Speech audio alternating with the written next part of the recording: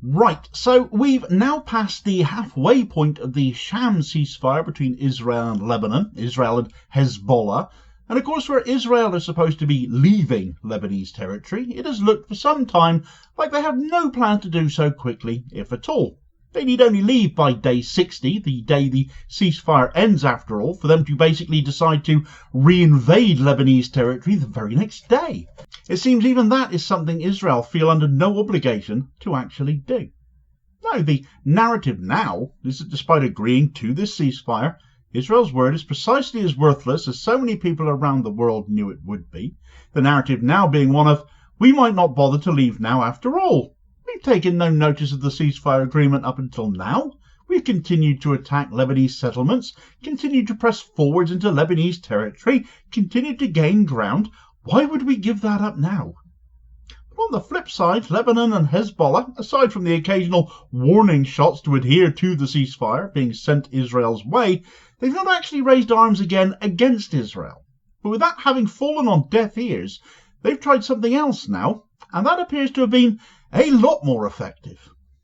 Right, so the Christmas period has seen further Israeli incursions by Israel into Lebanon. Talk of a ceasefire? Well, what ceasefire? Seems to be the prevailing attitude.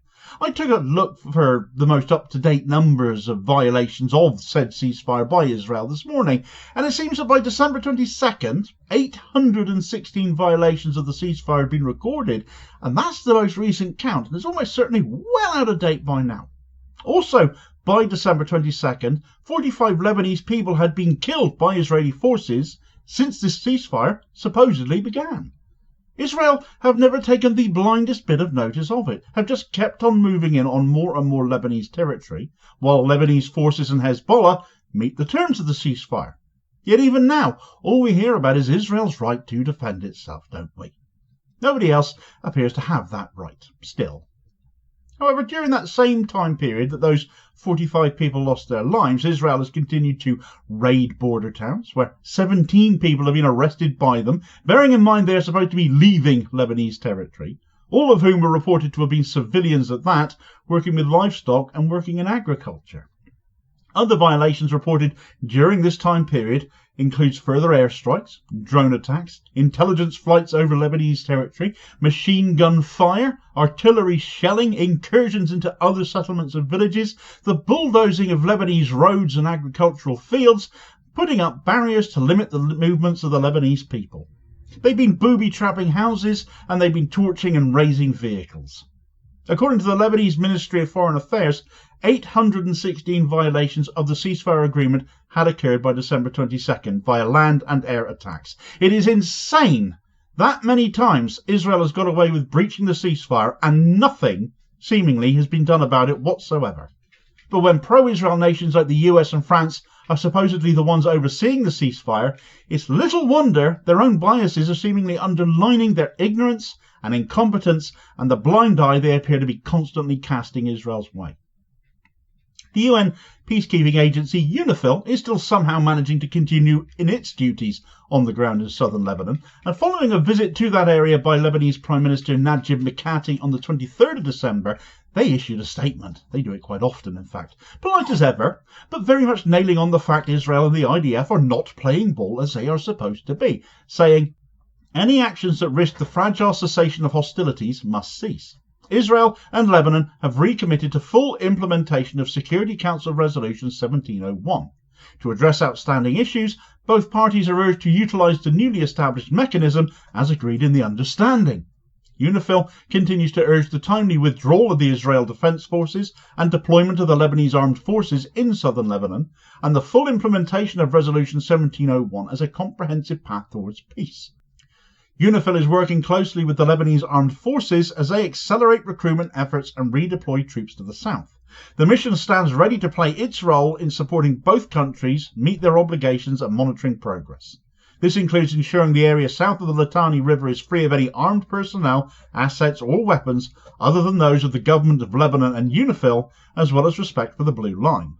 There is concern at continuing destruction by the IDF in residential areas, agricultural land and road networks in South Lebanon. This is in violation of Resolution 1701. Peacekeepers will continue their mandated tasks, including the monitoring and reporting to the Security Council of all violations of Resolution 1701. I imagine they're stacking up by now then. Well, Israel has stated in no uncertain terms now that they aren't planning on going anywhere, because last Thursday, Israeli newspaper Haaretz published a report that stated that the IDF are planning on keeping their forces in Lebanon through the 60-day ceasefire period and beyond, as if much of the world was in any doubt this would happen. In other words, they never had the blindest intention of leaving to begin with, though. They said what they did to get Hezbollah and Lebanon to down tools, and once they did so, they have carried on attacking and gaining ground with impunity, nobody holding them to account to stop. Israel were getting pasted in Lebanon prior to the ceasefire. They were losing significant troop numbers and equipment. Notably, Hezbollah had cracked exactly how to take out Israel's once-feared Merkava tanks, and in 2 months Israel had lost almost 60 of them. By agreeing to a ceasefire they'd appeared to have been forced into, yet haven't actually followed at all. They now have no retaliation against further advancement, and they become emboldened by that with no one holding them to account, taking more territory, gaining better positions. Why, in which case, has Lebanon and Hezbollah not retaliated more meaningfully before now then? That is the big question, which is the elephant in the room. Frankly, the reason behind that, I believe, is the media. Where is the mainstream media, after all, in covering Israeli atrocity in Lebanon going forwards? Completely omitting it. They'd be all over it, however, if Hezbollah started fighting again, and Israel would play that victim card faster than you could blink. Israel have also begun an incursion from another direction as well, having seized territory on the Syrian-Lebanese border, as this channel has covered previously. I suspected at that point, given the difficulties Israel were facing due to the terrain as well as attacks in southern Lebanon, by taking high ground in the anti-Lebanon mountains, that really is the name of the mountain range forming much of the Syrian-Lebanon border, that Israel would come down from the mountain, so to speak, and try to enter Lebanon from another direction. And one such route, the Janta crossing, where so much smuggling of arms to Hezbollah reputedly travels through from Syria, through from Iran, has been struck by the IDF. Where the IDF justifies this act as being a measure to end that smuggling, despite their proxies and HTS, of course, now running Syria's government, it also gives them an in to Lebanon now from the east, not just the south. So in light of all of this, what has Lebanon done to leave Israel flailing, in which case? They've clearly done something. It's in the title of the video, after all. Well, they've taken a leaf out of Israel's book, as it happens. You see, with so many instances of the IDF being caught banged to rights for their violations of the ceasefire agreement, and despite Lebanon and Hezbollah, by and large, keeping their word on the ceasefire agreement, whilst Israel has broken theirs, getting on for 1,000 times over, an incident on December 26th saw the IDF go into full retreat, withdrawing from the southern Lebanese valley of Wadi al-Hujjar, in what has been called a huge embarrassment for Israel, all in front of their Western backers and allies. And there was no escaping it either, whether the mainstream press covered the incident or not. Surprise, surprise, the answer to that is no. But they went into full retreat after Lebanon approached not the overseers of the ceasefire agreement, the US and France, but the five-nation group on Lebanon, of which the US and France are a part. But by going down that route, Lebanon also brought it to the attention of Egypt, Qatar and Saudi Arabia. It seems it is one thing for the US and France to cast a blind eye to Israel, as they blatantly have been with the number of ceasefire violations racking up, but bring in other Middle Eastern countries of influence in the region who will not ignore France and the US failing to uphold their duties here as well. It seems to have worked. A shamed and widely embarrassed IDF withdrew from that area. Shamed France and shamed US whilst they were at it, I dare say.